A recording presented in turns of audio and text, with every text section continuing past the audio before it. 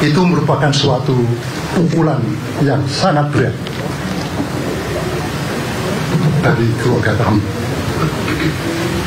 Banyak hal yang membuat itu kami menjadi kemudian shock, terpuruk, dan tidak berdaya. Kami hanya berdua dengan istri saya, dan Daru adalah anak tunggal kami. Anak tunggal yang kami tunggu-tunggu setelah 3 kali gagal, miscarriage, keguguran.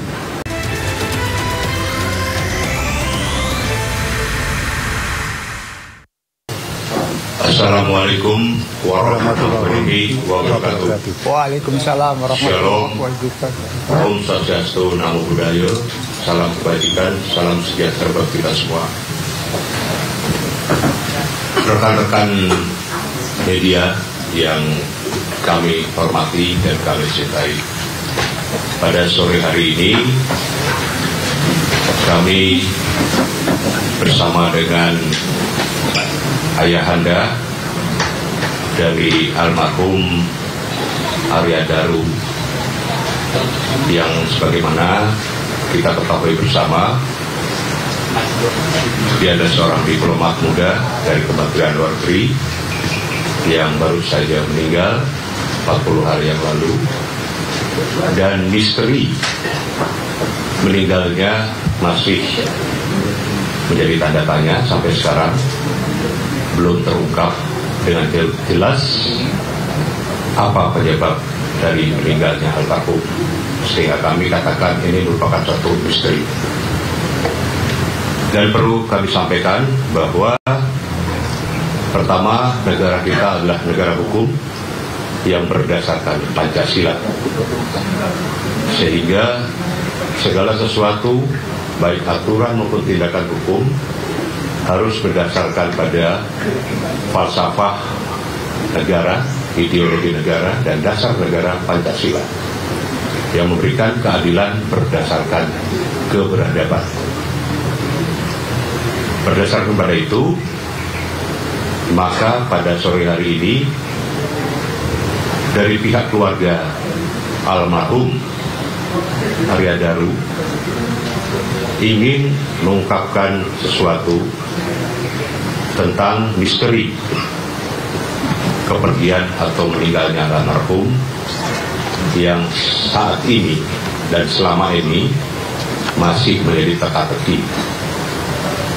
Oleh karena itu, sebelum kami memulainya, kami akan menyampaikan bahwa di samping kanan saya, di tengah-tengah adalah ayah dari almarhum Arya Daru, yaitu Insinyur Subaryono, MA, PhD.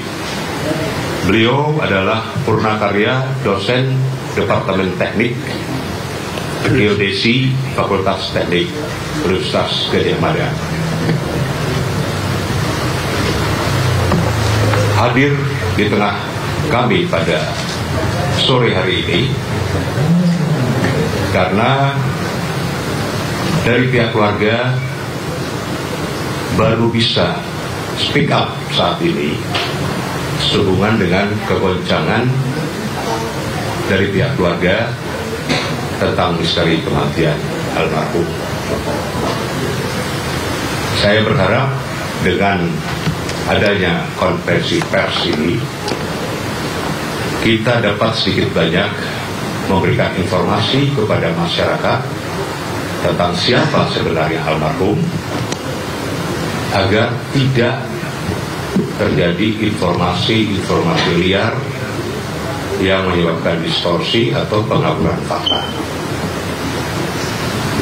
Selain itu, kami dari tim hukum, saya Nikolai Abrelindo bersama dengan rekan saya Dwi Libranto, kami sudah diminta oleh keluarga almarhum untuk menjadi penasehat hukum bagi keluarga, sehingga segala sesuatu masalah yang menyangkut kepentingan hukum dari keluarga maupun dari almarhum, semuanya sudah dikuasakan kepada kami. Perlu saya sampaikan bahwa kenapa kami mau menerima sebagai penasihat hukum daripada keluarga almarhum. Ini semua semata-mata hanya karena melihat sisi kemanusiaan, sisi hak asasi manusia, dan sisi kepentingan hukum dari keluarga maupun almarhum. Seperti kita ketahui bersama bahwa hak asasi manusia itu melekat dari sejak berada dalam janin, dalam perut, sampai lahir dan sampai meninggal pun hak asasi manusia itu melekat. Sehingga apa yang terjadi perlu kami ungkapkan dari sisi kemanusiaan, dari sisi hak asasi manusia, dan dari sisi hukum. Dan kami menerima permintaan dari keluarga sebagai penasihat hukum.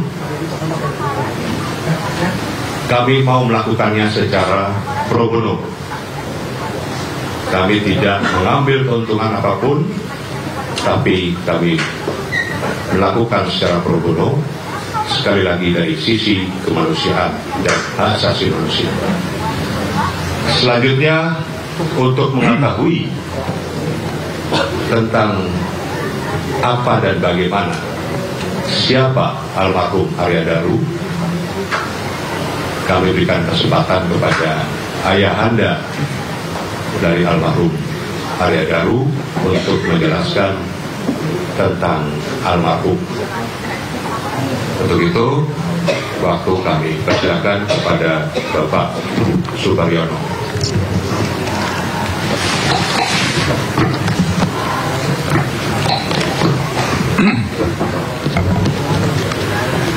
Terima kasih Bapak Nikolai Apindo yang telah memberikan kesempatan kepada kami.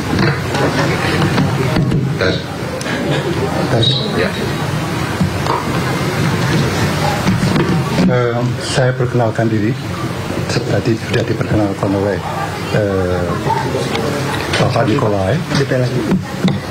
Tetapi saya kira tidak ada perlunya kalau saya menegaskan kembali. Nama saya Suparyono dan saya adalah ayah kandung dari Arya Daru Pangayunan, diplomat muda yang ditemukan dalam keadaan meninggal dunia di kamar tempat kosnya berada di Jakarta.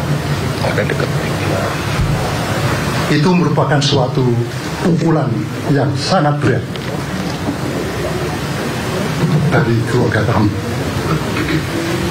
Banyak hal yang membuat itu kami menjadi kemudian shock, terpuruk dan tidak berdaya.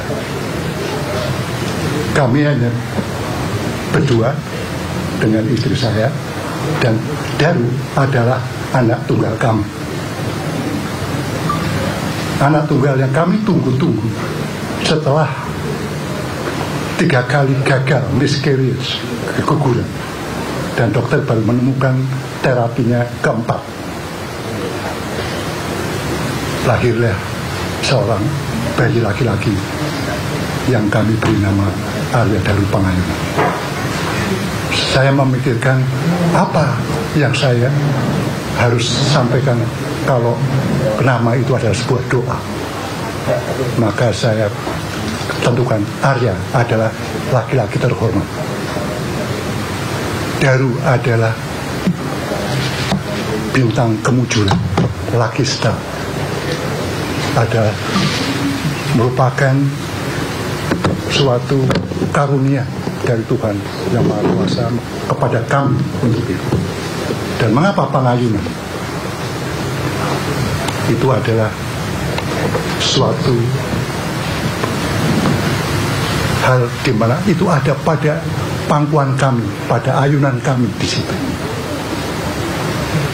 Proses itu proses yang panjang, karena si ibu harus bed rest hampir seluruh kehamilannya karena kesulitan di dalam proses kehamilan pregnancy itu tadi. Jadi ada suatu kebutuhan yang bersangkutan itu adalah sesuatu yang berat pada waktu itu karena saya masih dosen muda, secara finansial apapun tidak ada kekuatan untuk itu. Tapi bersyukur alhamdulillah akhirnya lahir dengan selamat melalui operasi sesar, dan itulah kemudian kami besarkan di situ. Dan proses berjalan menjadi seperti yang karir terakhir itu, tapi kemudian Allah Subhanahu wa Ta'ala mengambilnya dengan tiba-tiba, dengan seperti itu. Kami tidak hanya kehilangan Arya Daru, tetapi kehilangan harapan-harapan yang sudah disampaikan kepada Arya Daru dengan cita-citanya dan prestasinya itu. Itulah yang kemudian kami betul-betul terpuruk. Dan kemudian banyak yang bertanya-tanya, mengapa tidak ada kemudian suatu statement dari keluarga? Karena semua ada pada keadaan shock. Ditambah lagi istri saya, ini hal yang privasi sebetulnya, tetapi kami harus sampaikan. Mengapa saya tidak muncul segera untuk kemudian menyampaikan itu? Ada juga masalah kesehatan. Jadi ibunya dari Titi Sularti tahun lalu didiagnosis terkena kanker kolon yang harus kemudian dilakukan operasi untuk mengambil jaringan yang merusak itu. Kemudian istri saya harus menggunakan colostomy bag, bapak-bapak mengetahui itu, di mana harus dipasang di situ, yang seharusnya itu kemudian selesai pada bulan ini, tetapi kemudian bulan yang lalu ada kabar yang seperti itu kembali memukul istri saya, sehingga kemudian pada waktu diagnosis terpaksa proses lanjutan itu belum bisa dilakukan, tapi harus menunggu 3 bulan untuk memastikan bahwa ibunya dan atau istri saya siap untuk itu. Jadi itulah tragedi atau apapun suatu kesedihan yang bertubi-tubi yang kami hadapi untuk itu.